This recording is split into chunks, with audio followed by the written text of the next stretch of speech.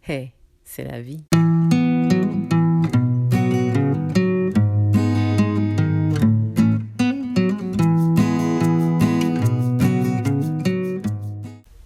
Hi everybody, welcome to my YouTube channel. I'm Louisa, originally from France, and this channel is about motherhood, womanhood, lifestyle. This is an update on my miscarriage story. Today is Friday, and my last video was on Thursday last week, so I am pretty much giving you an update of this past week. And what happened in my head and in my body, hoping that maybe this will help you understand yourself better, have a point of reference, I don't know. So on the last video, my initial reaction, I did the video the day after the news. My initial reaction was, I am so thankful that my body has done its job, and you know, it's just a natural course, natural things that happen. And then throughout the week, the grieving process started, and it hit me really hard. I can easily compare this pain to the pain I had when I lost my mother 9 years ago. And I am now feeling better. What hurt me the most was not the loss of the baby, because, you know, I went through a successful pregnancy. My daughter is 4 years old. She's super healthy, and the pregnancy was easy. The delivery was easy. I know that I can get pregnant without any problem. I tried twice to get pregnant, and I got pregnant twice. It just happened that this one was not viable. So as far as coping with that, I was fine. The problem I had was carrying the fetus, the lifeless fetus in my womb from the moment my brain registered the information till now. I'm still carrying it technically. This is what hurt me the most mentally. And this was hard for me. So on top of, I'm not saying that I am not grieving the loss of a baby, because at the end of the day, I'm a mother, and rather my baby, you know, I call it my baby, it's a fetus. But rather my baby was, I don't know, 5 weeks or 12 weeks. The heart beat at some point, and so I believe that once the heart beat, there is life. You know, there's energy, there is life. And so for me, if there's energy, there's life, well, then that was a little human being inside of me. So that's hard, and like every person, every woman who unfortunately had to go through this, and there's so many of us, the grieving process is what it is. Yes, it will hurt, you will be devastated in the bed, and nothing and nobody can do anything for you. It's very awkward, a hard spot to be in for your spouse or life partners, especially if they're men, because they don't know how to handle the situation, and they come across as emotionless. And that's hard, because you want them to be there for you, and they don't know how to be there for you, and you don't know how to tell them to be there for you. So it hurts your couple too. The day of the last video, the day of the first miscarriage video, was the day after I had the news. That night I broke down and cried and couldn't stop, and my husband's reaction was to massage my back, and that's all he knew how to do. You know, what are the words, what do I do? And then that's Thursday night. Friday I had to work. It was really hard. I went through it. Friday afternoon, a girlfriend called to check on me, and to me the mission was that weekend my body needed to process the fetus. I needed to, the abortion needed to start this weekend. Um, so how do we get there naturally without taking some crazy chemicals and without having the surgery? How, in my ideal world, my body, I would just give a jump start to my body and the process would start. Right now that my brain register what happened, my body needs to follow. This is how it should be. This is what makes sense, right?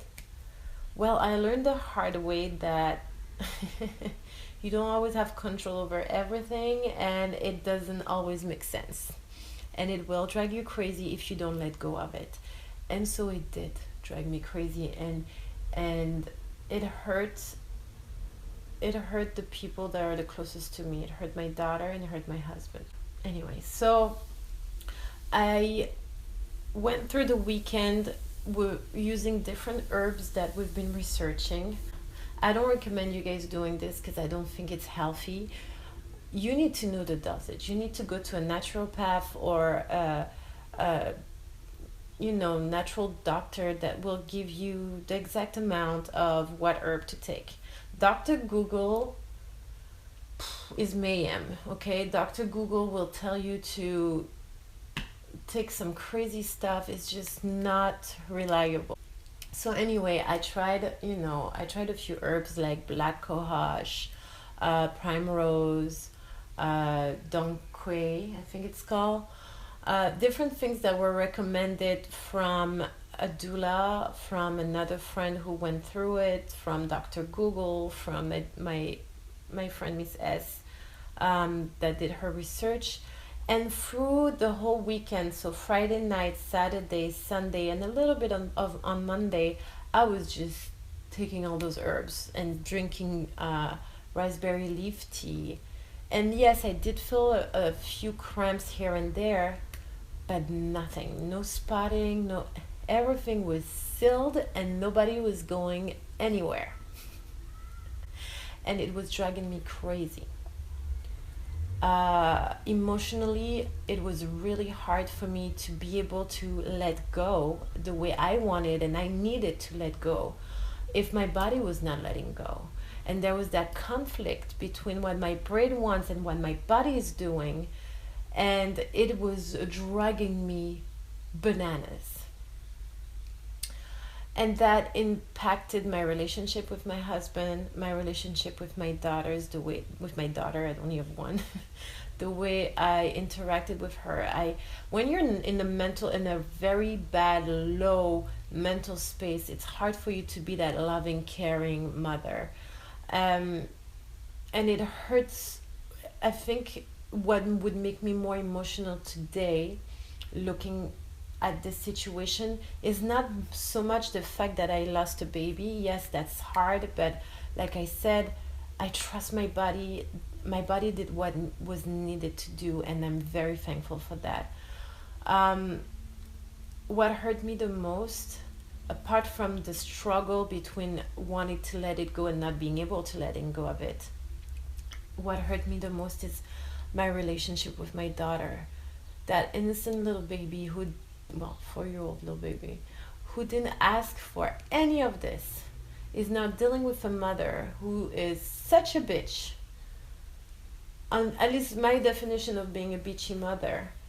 I was short. I was, come on, do this right now. Let's go. Come, I speak French to her, so it's, no patience. I had zero patience and I had no tolerance. I really had to take it on me to be like, she's 4, chill, relax, to the point that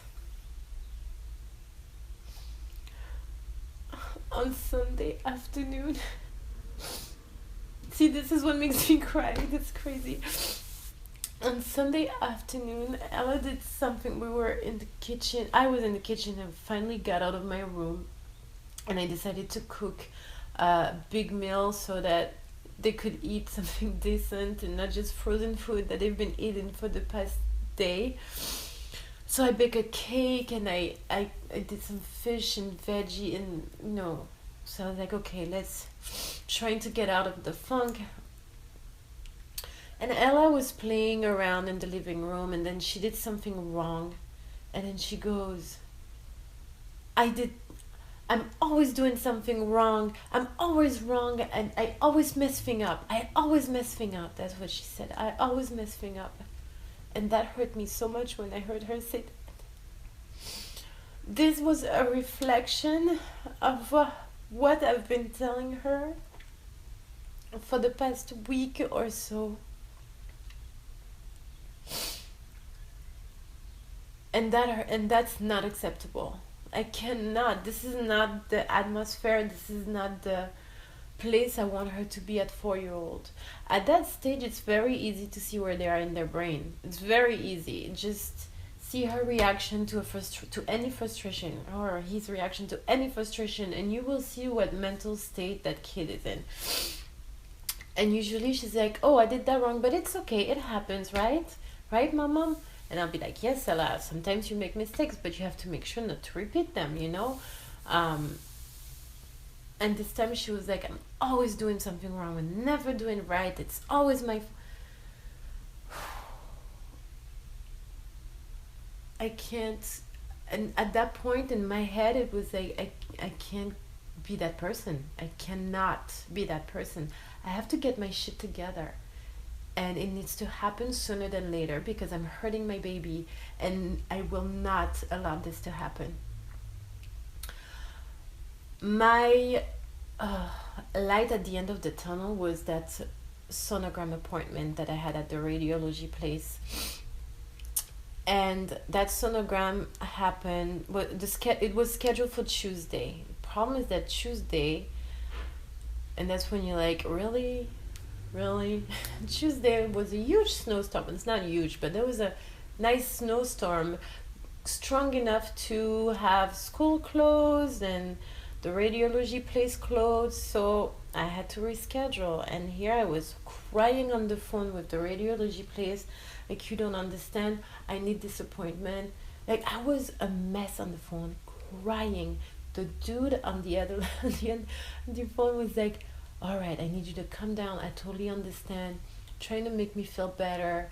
Tell me that his wife had 2 miscarriages, or 1 miscarriage, I remember, and that today they have 2 healthy kids that's driving them crazy.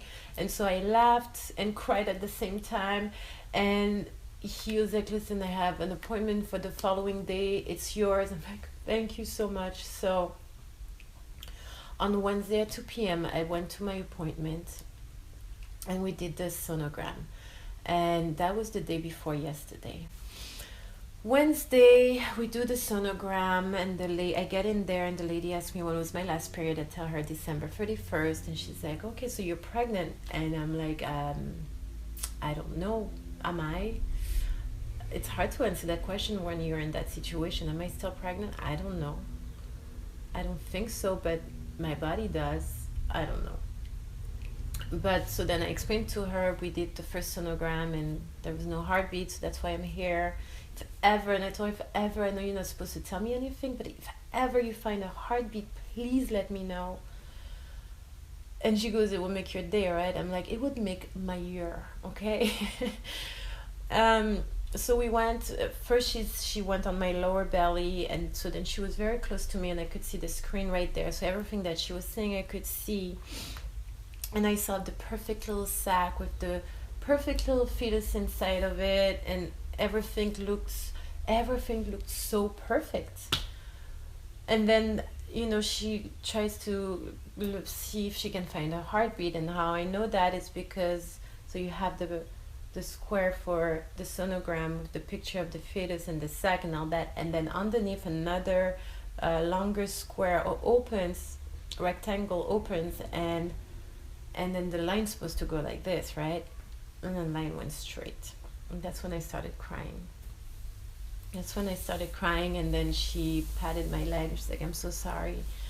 I'm like, "It is what it is." And she's like, "If there's any comfort, your body knows best. And if that happens because there was a problem with the fetus." I'm like, "I know. That's the best comfort, actually. That's what I keep telling myself, but it's still hard. I carried life at some point, and there's no more life anymore, and that's hard. That hurts. And the fact that it's still inside of me is driving me crazy." anyways, so she told me to go and use the bathroom, empty my bladder, come back, and she would go through the vagina, and so she can get a closer look and take more measurements. So I did, came back, and at that point she was a little bit further back, so I couldn't see what was going on.